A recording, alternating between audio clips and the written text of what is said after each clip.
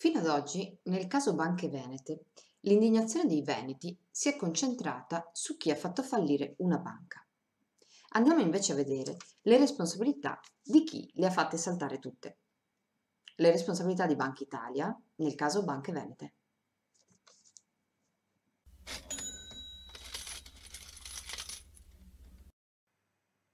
Facciamo alcune premesse.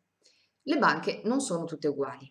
Le banche popolari nascono verso la fine del 1800 per contrastare il fenomeno dell'usura. Già il loro nome esplicita la loro natura cooperativa e popolare, nel quale socio e banca sono strettamente collegati da un rapporto di legittimo scambio. Sono infatti i sottoscrittori di almeno un'azione a ricevere i fondi e solo a questi sottoscrittori l'azienda può erogare prestiti. In questo tipo di rapporto, quindi, le azioni finanziate sono un fenomeno assolutamente naturale. Diventano le casseforti di famiglia, si tramandano di generazione in generazione. Io stessa da piccola ho avuto una musina per imparare a fare risparmio. Core business di queste banche non sono le grandi speculazioni finanziarie, ma sono invece l'erogazione di fondi ad aziende del territorio, intercettando quindi gli interessi, ma anche le necessità della terra che loro esprimono. In questo tipo di banche esiste il cosiddetto voto capitario, cioè una persona, un voto. Questo significa che il tuo vicino di casa ha lo stesso potere del grande speculatore francese, cosa molto diversa dalle banche SPA, nelle quali chi ha più azioni ha anche più capacità decisoria, esponendo la banca ad azioni di speculazione aggressiva anche distante dalla terra che esprime. Nel 2010 più del 90% dei risparmi dei veneti erano gestiti da banche popolari. Banca Italia è l'autorità di vigilanza che ha la responsabilità della sana e prudente gestione dei singoli intermediari e del sistema bancario intero, nonché della tutela del risparmio, principio questo sancito dalla Costituzione. Per fare questo ha enormi poteri e strumenti di ogni tipo. Questo in particolare dal 1993, anno nel quale con il testo unico bancario si è passati da una vigilanza di tipo strutturale a un modello di vigilanza prudenziale, dove le banche sono lasciate più libere, ma dove sono stati dati poteri molto ampi proprio all'organismo di vigilanza.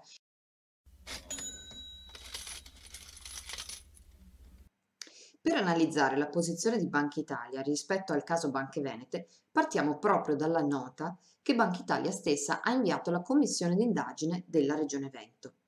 In questa nota Banca Italia si sofferma su due aspetti dove la stessa Banca Italia in realtà non ha istituzionalmente responsabilità, cioè la determinazione del prezzo delle azioni e il fenomeno delle azioni finanziate. Omette invece di rispondere su altri aspetti nei quali invece ha delle responsabilità oggettive, come per esempio le cause che hanno determinato il deprezzamento del valore delle azioni. In realtà nel 2013, tra il 2012 in poi, quello che accade è che Banca Italia modifica il modo con cui conduce le ispezioni. Prima di tutto introducendo un criterio di valutazione qualitativa, quindi non oggettiva, non tracciabile, con grande discrezionalità tra ispettore e ispettore e con possibilità di valutazioni molto diverse tra istituto e istituto. Sempre nello stesso anno, nel 2013, Banca Italia emana una circolare che cambia radicalmente il modo in cui vengono calcolati i valori degli immobili a garanzia dei fondi, introducendo il cosiddetto concetto di pronto realizzo. In pratica il valore del tuo immobile viene calcolato con quello che tu prendi mettendo il tuo immobile all'asta il giorno seguente. Ovviamente in piena crisi economica, con crisi del mercato immobiliare, con i tribunali che addirittura in qualche caso saltavano per mancanza di offerte, in particolare proprio in Veneto, terra nella quale Banca Italia stessa aveva certificato una maggiore influenza di questi fattori, in Veneto ha equivalso praticamente ad azzerare il valore degli immobili dalla sera alla mattina. Questo significa ovviamente che le banche sono andate in sofferenza immediata.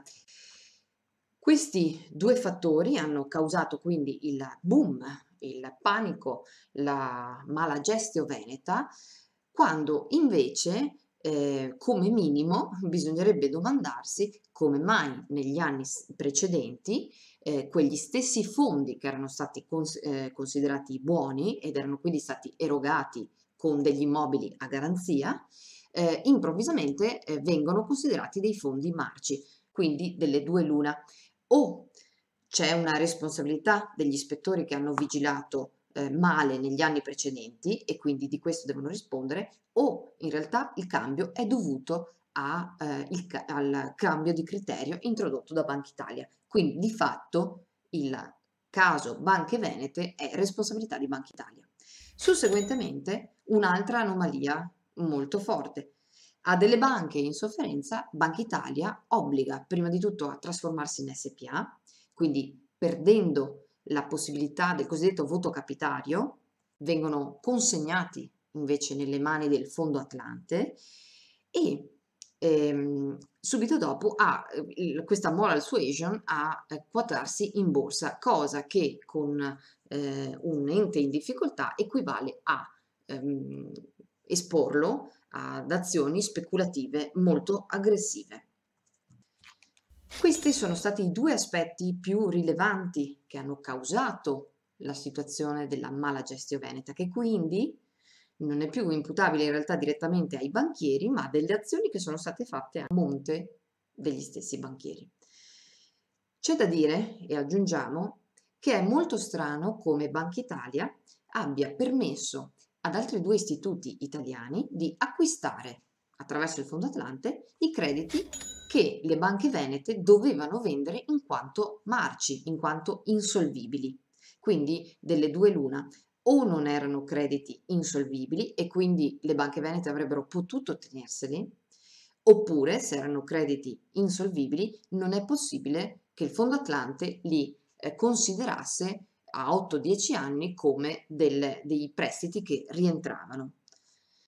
La situazione ora, a differenza del 2010, è che Unicredit e Banca Intesa si spartiscono più del 90% dei risparmi del Veneto, quindi in completa controtendenza a quello che era il dato nel 2010.